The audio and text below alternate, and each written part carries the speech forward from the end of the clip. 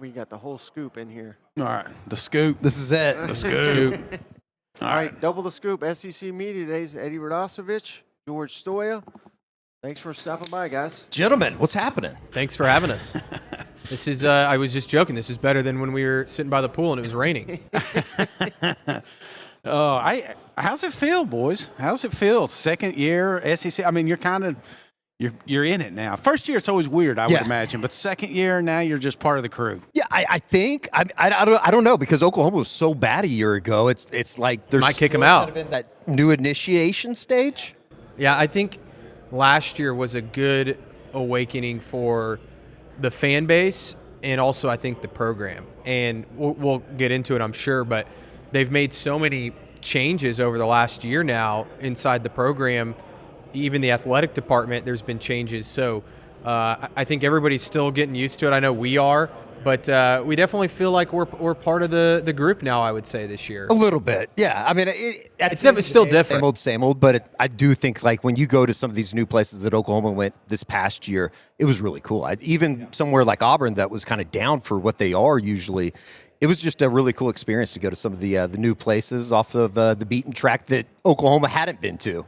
And we'll get to Oklahoma, but did you guys see Arch Manning the other day? I've only heard of the legend so far. Yeah, we did not partake in the Arch Mania. That's something, and I think he's going to be a great quarterback. Don't get me wrong, but I think that the hype built around him, and to the same extent, like with John Mateer and the hype that's around him, I think it's been surprising a little bit just for me and George to kind of look from, I guess, the inside out and see how respected he has been, and what everybody has thought about him through his first couple years. Was it Chris Doering that predicted him to win the Heisman this week? Yeah, that's so a little much.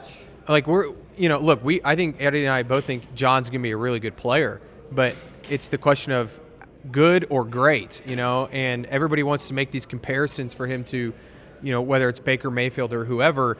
It's like, man, let's see him play a football game, one in Crimson and Cream, and also in this league. And again, I don't want to say he's not going to be a good player, but I think some of the hype right now around Mateer is it's reached a whole new level. Like, it was big when he first entered the portal, but now it's like, oh, okay, people are talking about Heisman Trophy. I heard SEC today. We had SEC champions. Yeah. Oklahoma. Yeah, do you guys know Matt Hayes, USA Today?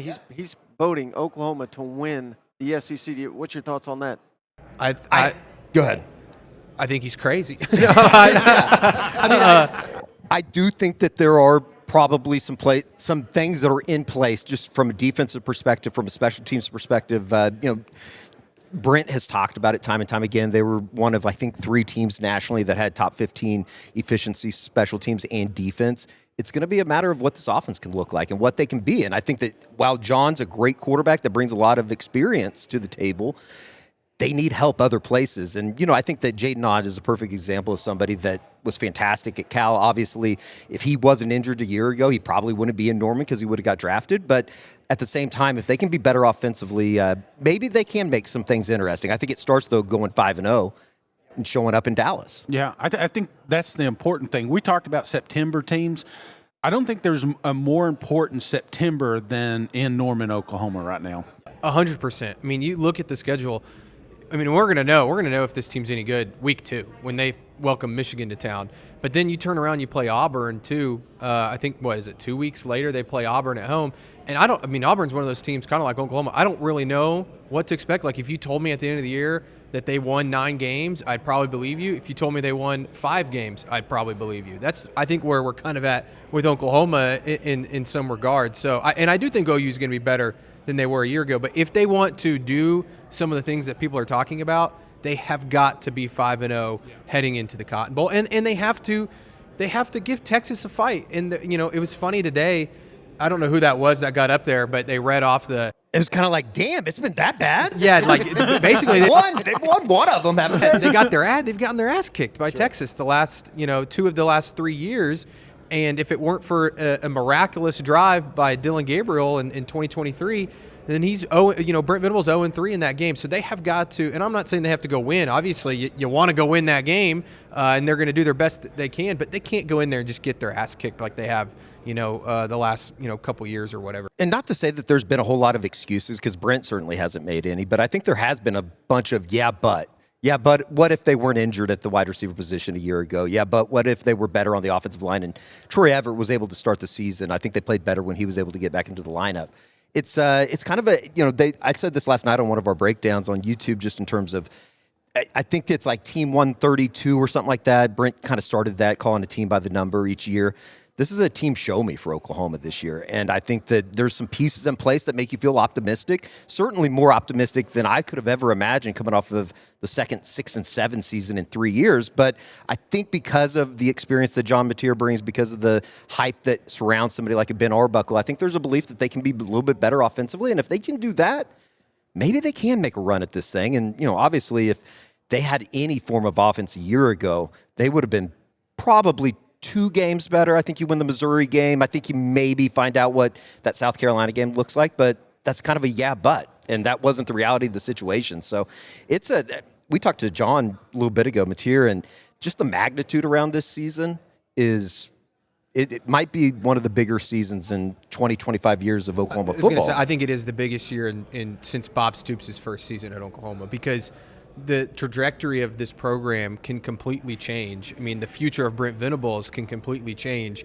this year. And you look at everything that they've done over the past year, hiring Jim Nagy, Randall Stevenson from AT&T steps in and is helping with budgets and athletic department. They just announced they've received more money than they've ever received at the university. Like, all of these things, they bring in Ben Arbuckle, John Mateer, they have to go win this year, or people are going to lose their jobs, and then you're looking at a whole new coaching search and a whole new trajectory of the program. And I don't know, it's a fascinating and interesting time for OU football, I would say. Do you think there's like a number?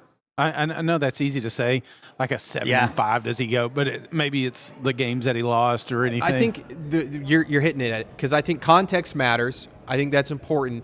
But it's one of those questions that we've asked ourselves all offseason, and with the recent retirement of Joe Castiglione, the athletic director, it makes you wonder, does that number change all of a sudden? Because you could look up in December and Joe C. could be gone, right? He's retiring. Jim Nagy didn't hire Brent Venables, Randall Stevenson. OU President Joe Harris was a big part of that decision, but all of that could change. And so it's like, does that number all of a sudden go from, like you said, 7-5 might be obviously not a good year for Oklahoma, but with this schedule, it's not too bad, right? But now all of a sudden, does he need to win 8 or 9 games? I think 9 you're definitely safe, right? I think 9 you're probably in the playoff. I think 9 you're good. Yeah. 9 you're probably talking about getting into the playoff, and I think I think even 8 and 4 you're probably safe, but 7 and 5 is where it gets really interesting. It's hairy. Yeah. Well, speaking of a critical game, I got circled the Auburn game, and I was surprised Brent today so high on Jackson Arnold and his future in this game. I mean, we could be sitting here and say, God, they let Dylan Gabriel go. They let Jackson Arnold. Now, I don't think that'll be the narrative because they have John Mateer. If they didn't have John Mateer, certainly that would be the narrative. But are you guys surprised at all that Jackson Arnold is, for the second year in a row, he's a representative at SEC Media Days, obviously a different team. But thoughts on him being here and thoughts on what he could do at Auburn? The Jackson Arnold experience a year ago was it's the most surprising thing that I've seen, because I went down to a bunch of his games, just being down the street basically in Denton when he was a senior, and that was a powerhouse. I mean, Geyer's obviously a great program and one of the bigger classifications in Texas. He was the guy, and I think for him to come in and just be that deer in the headlights to a certain extent, looked like he had lost all the confidence in the world, and I think that goes into the decision making to elevate Seth Luttrell when Jeff Lebby left, and not really having a quarterbacks coach to build that confidence.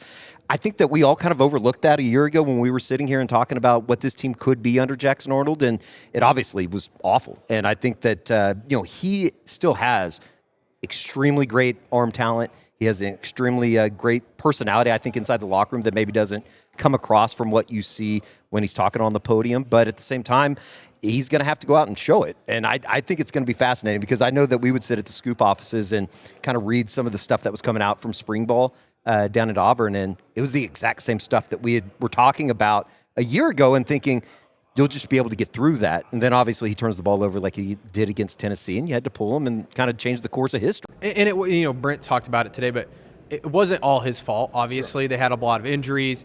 offensive coordinator situation was abysmal. I mean, they had to fire Seth Luttrell halfway through the season. So there's a lot of external factors. I think the biggest thing is, can it click mentally for him? Because athletically, he's got it all. I mean, he can make every throw. He can run. I mean, we saw it last year against Alabama. He was fantastic with his legs. Like, I think he has all the ability in the world, but can it click? And I think one of the things that you look back on and you're like, man, how did we not see this? Well, they didn't even have a quarterbacks coach last year, technically. OU didn't. And can Hugh Freeze get that out of him? Can, whoever, I don't know who, if they have a quarterbacks coach in Auburn, but whoever that is, can they connect with him, help him understand the game a little better? Because it was a lot of times him just not understanding or seeing the field. Yeah. Like, that was a big part of the problem. We're just holding on to the ball. The end of the Missouri game, obviously, is a great example of that. So I don't know. I don't know what to expect from him this year. Again, I said earlier, OU's maybe the most fascinating team in college football. I think Auburn might be number 2. Like, I think that it's a very interesting situation. It was one of those things. It was kind of like a Griswold Christmas. It was just like one shitstorm after the other. Like, everything that could have gone bad for Oklahoma went bad at some point, even though it wasn't like consecutively every time. Did you happen to see yesterday he was asked if he had what was his welcome to the SEC moment? Did you guys see that? No. South Carolina. I was thinking maybe Tennessee, maybe Missouri, but yeah.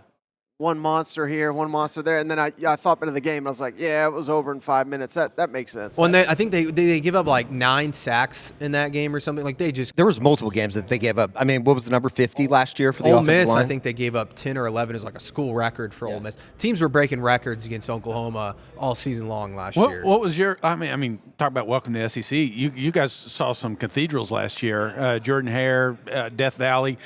Which one was? I guess I don't want to say favorite, but which one kind of was kind of an awe moment? And is there one this year that you're looking to go into? I would say last year, the big moment for me was Auburn, just because they were kind of a downtrodden program at the time, and to see the fan base, the support, the passion, that lined up with everything that you could think of. On the flip side of that, we've always heard about Baton Rouge at night. You could feel it was like halfway of what I think it probably is normally, being at the end of the season. The season was basically over for Oklahoma and LSU. So I would love to go back to like a big game, to LSU for a massive game with implications on a playoff or something like that. This year, I went to Tennessee in 2015. That was awesome from an Oklahoma perspective. I'm excited to go to Alabama just because I've never been to Tuscaloosa, so I think that'd probably be it for me. Temple, yeah. go to Temple. I'm ready to go to Philly to have a couple cheesesteaks. I will say too, the one that I enjoyed last year was the Grove. I mean, and Ole Miss's like game atmosphere isn't great, like in the stadium, and the stadium itself isn't impressive at all. I can see why kids go to Oxford for college, though. Yeah, because like 100%. And it did feel like somebody said it the other day, but it felt like, and maybe it was you, Eddie, that said it felt like the whole game everybody was just waiting to go back outside the stadium to go to the Grove. And I've never seen anything like that. That was a really cool. That was awesome. And I'm excited to go to South Carolina. Yeah. I think that could be a game. I think it's the week after OU Texas. I mean, if OU wins that game in the Cotton Bowl or something, and they come in as a top 10 team, and South Carolina I think is going to be really good, that could be a really fun atmosphere. I didn't know that stadium's on a state fairgrounds in Columbia, so that's going to be 2 state fairs consecutively for Oklahoma fans if they make the trip going to Cotton Bowl. It's a pretty cool environment. I liked it. We went down there last year, and we don't have a lot of flat campuses. Yeah. And Columbia, South Carolina happens to be one of those. So fat guy dream, plenty of tailgate, plenty of beer. Oklahoma's the same way. It's just going to be 1,000 degrees probably if you come in September.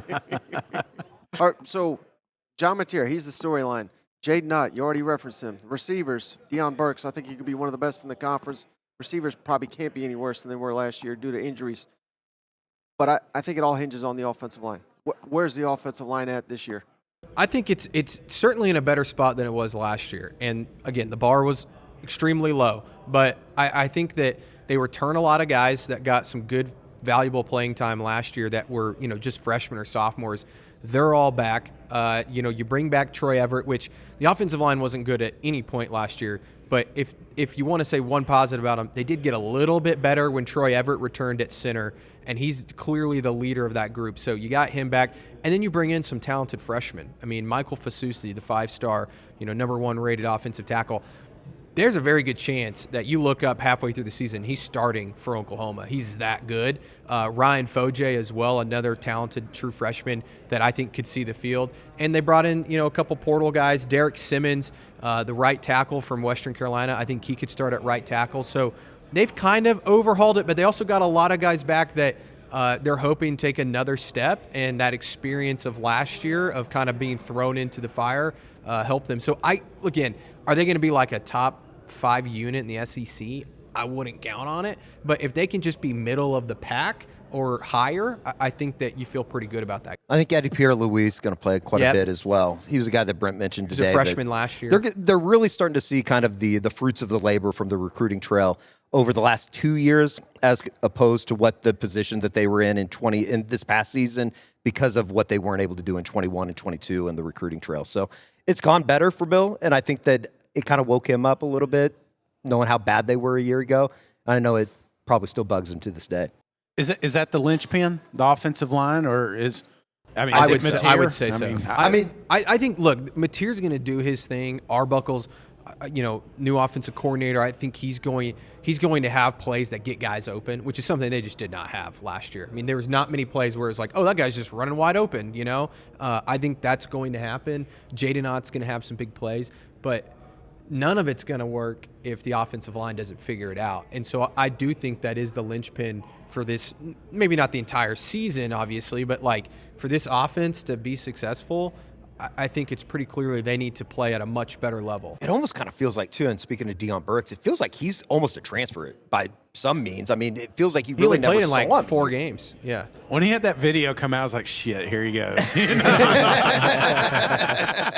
I think we all did for a second.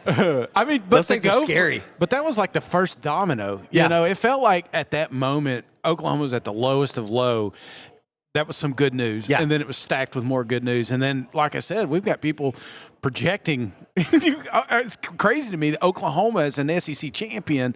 John Mateer is a potential Heisman candidate, but that's kind of shows you how quick you can turn around a season. I don't think either one of us is going to pick Oklahoma to win the SEC. And that's not to say we don't think, you can have a really good year. I just think that us covering Oklahoma, and I would say the fan base especially, everyone's very cautious because of what happened last year. And there was just all this talk about Oklahoma, maybe they could be a surprise team last year, and Jackson Arnold is going to be this great quarterback. And I remember being in Dallas last year, and everybody, would talk about Jackson Arnold. What's he going to be? And I think the words that everybody used was he's going to be the next great quarterback at Oklahoma. And coming off of the run that they had, where it seemed like anybody that they put in there, whether it be Baker or Jalen, Kyler, everybody was good. Everybody found some type of success. And now it's kind of like, I think, a wait-and-see mode with everybody just because you don't know. And I think the first 3 years, there's a lot of PTSD with OU fans that there's nobody in Norman, to my knowledge, that doesn't want to see Brent succeed. And if they're not able to succeed this year and find those peaks that everybody's been looking for within the program, they're going to have some serious conversations, and I don't think anybody really wants to have that conversation. It was just so bad last year, guys, that I've never been at a stadium like that South Carolina game where the game was literally over. Yeah. I mean, the game started at 11 o'clock. The game was over at 11:15. Yeah. Some of the losses last year, you're just like, how did that happen? There were some dark conversations on the way home from Columbia. Yeah. Driving back to Kansas City is like, I don't know. Is he going to make it through the year? Yeah. I mean, there was people legitimately wondering that. Last question I got for you, and I appreciate you taking your time, but other than Texas, remove Texas, which team can you not wait to whoop their ass? Ooh, great question. For Oklahoma, I mean, the fans would probably be split down the middle on this, but there's something about Missouri fans. It's Missouri. There's something, and I don't know if it's a rivalry. It's not a obviously rivalry. Going all the way back to the Big 8 days, OU usually handled Missouri pretty well, but I think there's something that, I don't know, just walking out of that stadium is like, yeah, they need to get them back this year. Yeah, I think it's Missouri for sure. Missouri, I mean, and I think there's some different dynamics. I think Auburn's on that list with Jackson Arnold, and not that, OU fans hate Jackson Arnold, but I think it's more of a, we can't get embarrassed by Jackson Arnold. And then I would say the same. LSU, I think there's some there too, with Nick Anderson and Bauer Sharp both transferring there. 2 guys that are probably going to play a big role for them. I think that they're also in that conversation. It's going to be interesting. I mean, I feel like we end every show that we've done this for the last 6 months, really, since the end of the season. It's like, it's going to be interesting. They got to find ways to win. And it's now that it's kind of here and you're getting to the end or the middle of July, it feels like this is a massive year for everybody involved. And I think that it's going to be kind of fun to see how it all goes. I don't know if it's always going to be fun, but it is going to be certainly interesting, I guess we should say. And I was at that Mizzou game. It was the first 3 quarters, absolute shit show. Oh, it was awful. Those are bad football teams. Don't get me wrong. Yeah, they were that both last bad. quarter, pure cinema. I mean, I wish I could go back and find, like, it would take a while, but there can't be too many teams nationally that were up 7 with 2 minutes left and lost by 7 in regulation. That's kind of impressive. I think obviously in the grand scheme of things, it's not the worst loss in program history, in terms of like losing big games and games that actually matter. But in terms of like how they lost that game, I think it is like one of the worst losses I've ever seen. The only thing I could compare it to is 1998, the stumble and fumble when Yeah. Arkansas fumbled the football and gave Tennessee a chance. Sure. Yeah, that is the only game I can compare it to. It was unbelievable. Like there was just voodoo on that game. Yeah. It was crazy. Hey guys, last thing. So all week we're brought to you by MyBookie. They're our presenting sponsor. So we're asking everybody that sits down for their MyBookie boldest take of the season. Could be Oklahoma related, could be SEC related, could be whatever you want. What's your bold take heading into the season? I don't know if mine's bold, but I'm picking LSU to win the SEC this year. Really? I don't know if I think that they're going to be really good. I think they did some good stuff in the portal. I think Nussmeier is the best quarterback in the league, and I think that they could win the league at like 10-2, but I do think that they're gonna win the league. There will be a point this year that the internet is abuzz and people out of Austin are wondering if they should bench Arch. That's that. Wow. How about dude, that? let's book that and, one. And to say and saying that, no, they shouldn't. But I bet there's I going to can't- be some message board. Oh talk, boy, I some cannot can- wait for the mentions on y'all's podcast when you tweet that clip out. Oh, I will. Let the Longhorn fans know how to follow you guys and where to check out Sooner Scoop. It would be at Eddie Rado, Eddie_Rado, Soonerscoop.com with the On3 Network. And bring it on. We love it. They know. We're good friends with Jeff Ketchum, so he covers Oklahoma during the summer. And mine's George Stoia, Stoia, same place, Soonerscoop.com. Subscribe, like, It does share. feel like the SEC is going to be kind of bizarro world this year, it Yeah. feels like. It feels I think college Feels football wide is. open. Right. I think college football is going to be, in some regard, wide open. I don't. And maybe this is the way it's going to be for perpetuity, just because of NIL, and people are able to, kind of like in Oklahoma, that are able to recalibrate themselves.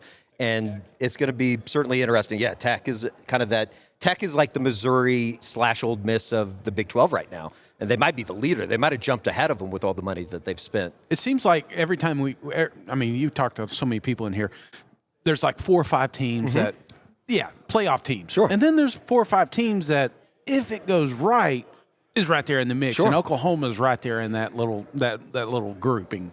Which I think helps Oklahoma fans sleep at night. But at Yeah. the same time, it's the anticipation and the expectations in Norman certainly aren't going to change because they've had a couple bad years. Yeah. And that's what makes everything so interesting, because you can really kind of establish yourself, find a good season. All of a sudden, the narrative around Brent and what that tenure is going to look like completely vanishes. And I think that to a certain extent, maybe it helps them this year get to that point. Yeah. But I think everybody kind of wants that moment to look around and go, you know what? This is going to be okay. Yeah, yeah.